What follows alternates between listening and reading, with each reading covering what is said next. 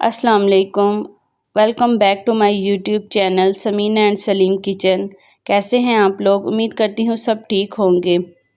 तो आज हम बनाएंगे एग फ्राइड रस। ये रेसिपी यकीनन बच्चों की बहुत ही फेवरेट होने वाली है। तो आए फिर शुरू करते हैं। एग फ्राइड रस बनाने के लिए हमने एक पैकेट रस लिया। आप किसी भी ब्रांड का रस ले सकते हैं। इसके साथ हमने 3 अदद अंडे लिए हैं। आधा कप इसमें दूध जाएगा और 4 चम्मच के करीब जो है वो हम इसमें शक्कर शामिल करेंगे और आधा कप ही घी हमारे पास है इसको फ्राई करने के लिए। इन सब चीज़ों को हम एक बाउल में डालकर अच्छे से मिक्स कर लेते हैं।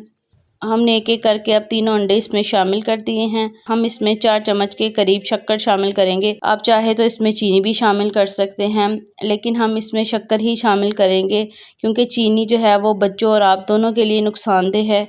इसलिए हम शक्कर ही शामिल करेंगे जो सबके लिए फ़ायदेमंद है। अब हम इसमें आधा कप दूध शामिल करेंगे और इन सब चीज़ों को अच्छे से मिक्स करेंगे कि ये सब चीज़ें एक जान हो जाए। और देखिए ज़रा ये सब चीज़ें अच्छे से मिक्स हो चुकी हैं। आप सोच रहे होंगे कि ये अंडों का कलर बिल्कुल ब्लैक क्यों हो गया है, लेकिन आपने परेशान नहीं होना क्योंकि हमने इसके अंदर शक्कर शामिल की है, इसलिए इसका कलर भी बिल्कुल चेंज हो गया है। अब हमने हाफ कप जो घी था इसको गर्म होने के लिए पहले ही रख दिया था। हम अंडों को फ्राई करेंगे। अंडों में रसों को अच्छे से डिप कर लेंगे। इतने अच्छे से डिप करना है कि रसों में अंडे अच्छे से रच जाए और फिर हम इसको फ्राई करेंगे। अच्छा, हम इसको बिल्कुल लो फ्लेम पर फ्राई करेंगे।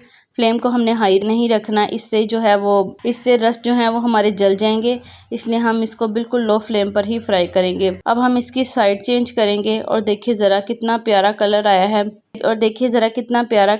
है और ये बिल्कुल भी जले नहीं क्योंकि हमने इसका फ्लेम जो था वो बिल्कुल लो रखा था, इसलिए ये बिल्कुल भी जले नहीं हैं। अब हम इसकी दूसरी साइड चेंज करेंगे और इसको भी देखिए कितना अच्छा कलर आया है।